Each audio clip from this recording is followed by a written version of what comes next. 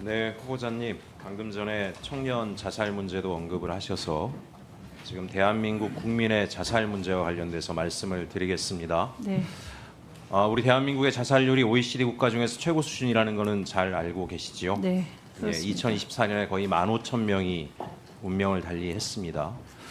국민이 절망을 하고 그 절망의 끝이 자살이라고 생각을 합니다.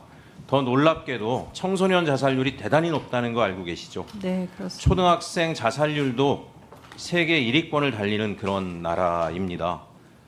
왜 어린 나이에서부터 국민이 절망하고 있고 스스로 목숨을 끊어야 하는가?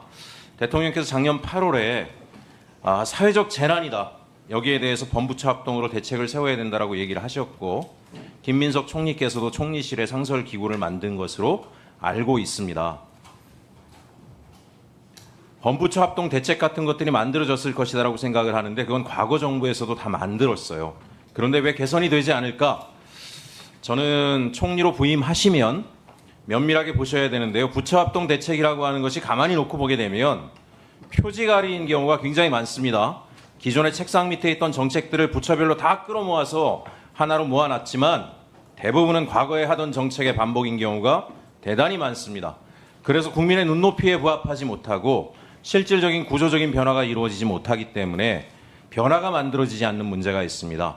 저는 총리로 부임하시면 이 문제에 대해서 정말 국민이 느낄 수 있는 특단의 조치들을 통해서 많은 변화들을 통해서 국민들이 더 이상 절망으로 스스로 목숨을 끊는 일이 우리가 전시 상태에도 전쟁 중에 아동이 사망하는 일이 발생하면 전 세계 뉴스에 나오지 않습니까? 어떻게 아무리 적대국이라고 할지라도 아이들을 죽일 수가 있느냐? 대한민국의 아이들이 스스로 목숨을 끊고 있는 문제입니다. 공직자라면 무거운 책임감을 느껴야 된다라고 생각을 하고 있습니다. 저는 구조개혁을 해야 된다라고 생각합니다. 우리 국민들은 대한민국이 겉으로 형식적으로 민주주의가 대단히 발전해 있다라고 생각하지만 실제 삶의 많은 영역에서 많은 장벽들을 유리천장들을 마주치게 됩니다. 아이들도 크면서 그렇습니다. 어느 지역에 태어났느냐에 따라서도 그렇고요. 또 특정 카르텔이 권한을 독점하고 있기 때문에 그 카르텔에 들어가지 못하면 실질적으로 아무리 땀을 흘리고 노력해도 내 삶이 개선되지 않는 경험들을 합니다. 생뚱맞을 수 있지만 어제 대한민국 축구에 대한 이야기도 좀 하겠습니다. 우리가 이 인청하느라고 축구 안 본 게 우리 수명을 몇 년 늘렸을지도 모르겠습니다. 우리 국민들이. 제 언론에 보니까 매년 나왔던 얘기입니다. 축구협회 카르텔. 특정 대학 카르텔이 대한민국 축구를 다 망치고 있다. 특정 기업 카르텔이 다 망치고 있다.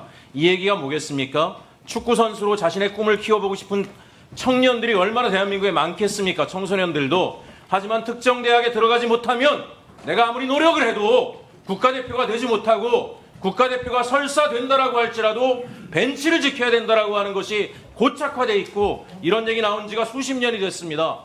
이런 카르텔이 대한민국 곳곳에 있습니다. 그걸 아이들도 느낍니다. 내가 어느 부모한테 태어났기 때문에 내가 아무리 노력해도 내 삶이 변화가 없을 것이다라는 것을 느끼고 있습니다. 대한민국에 아까 은둔형 청년 얘기를 하셨죠. 나중에 지표를 보시면 재밌습니다. 이게 웃을 일도 아니지만 소득 1분위와 5분위가 가장 높습니다. 근데 경우가 다릅니다. 최고 소득층의 청소년들은 물려받을 재산이 있기 때문에 내가 정말 원하는 일이 아니면 굳이 나가서 일하지 않겠다라고 이야기합니다. 그러나 소득 최하위 계층은 거의 20% 가까운 친구들이 은둔형 외톨이가 됩니다. 이유는 뭐겠습니까? 내 부모의 삶을 봐도 그렇고 나도 나가서 열심히 일해본들 변화될 게 아무것도 없다라고 하는 것을 이야기합니다. 이 상황이 지금 대한민국이 해결해야 될 굉장히 강한 중요한 문제이고 이것이 국민의 자살률을 높이고 있다고 생각합니다. 총리님, 총리 후보님, 지역의 소상공인들 만나보십시오. 어떤지 아십니까? 부부가 같이 일을 하다가 소득이 줄어드니까 한 사람이 뭘 합니까? 처음엔 직원이 있다가 직원을 자릅니다. 그 다음에 부부가 일을 합니다. 그러다 부부 중에 한 사람이 밤에 나가서 대리운전을 합니다. 그렇게 투잡을 뛰어도 아이들을 키울 만한 충분한 벌이를 하지 못합니다. 그러다 보면 뭘 선택을 합니까? 가족 동반 자살을 선택하는 겁니다.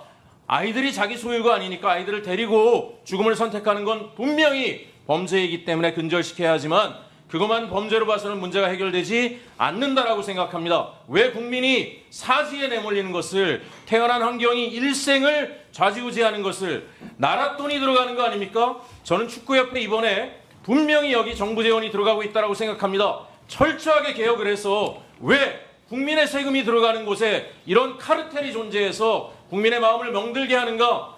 분명한 구조개혁이 필요한 시점이라고 생각합니다. 얼마 전에 국민체육기금 관련된 내용들을 제가 들여다봤습니다. 1조 7천억이 배분되는데 그중에 5천억을 제외한 1조 2천억이 평가도 없이 매년 반복적으로 특정 기관에 100억, 200억씩 나가고 있었습니다.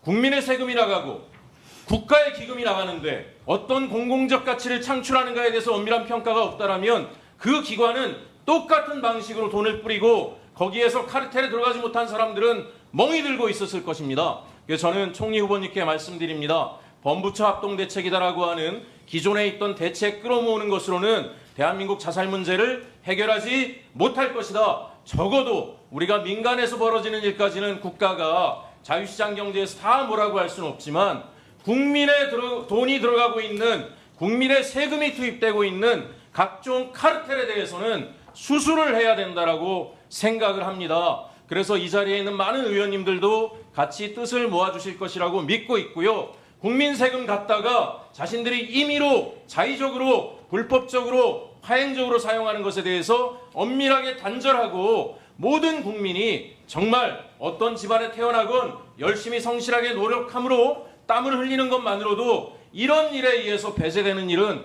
적어도 한국 사회에서는 벌어지지 않는다라는 것에 본보기를 반드시 세워주실 것을 요청드립니다. 후보님 한 말씀 부탁드립니다. 네, 제가 우선 자살 관련된 부분 먼저 말씀드리겠습니다. 이번 정부 들어서 대통령께서 사실 목숨을 살리는 정부라는 것을 굉장히 강조하고 계시고 어느 환경에서든 사람의 목숨을 어떻게 우리가 구할 것인가에 제일 집중하자 말씀하고 계십니다. 저는 이 부분을 굉장히 중요하게 생각하고요. 지금까지 1000명 프로젝트라는 걸 진행하면서 지금 올해 4월 데이터를 보니까 지금 자살 숫자가 줄고 있습니다. 다만 의원님 지적하신 것처럼 청소년과 청년들에서는 이 부분이 아직 감소 수치들이 보이지 않아서요. 이거는 전반적으로 우리가 정말 집중해서 봐야 한다 생각합니다. 이 축구협회 관련된 부분은 뭐 제가 굳이 말씀드리지 않아도 온 국민이 굉장히 분노하며 말씀하시고 계시기 때문에 잘 해결될 거라 생각합니다. 이번에 탈탈 털어내 주시기 바랍니다.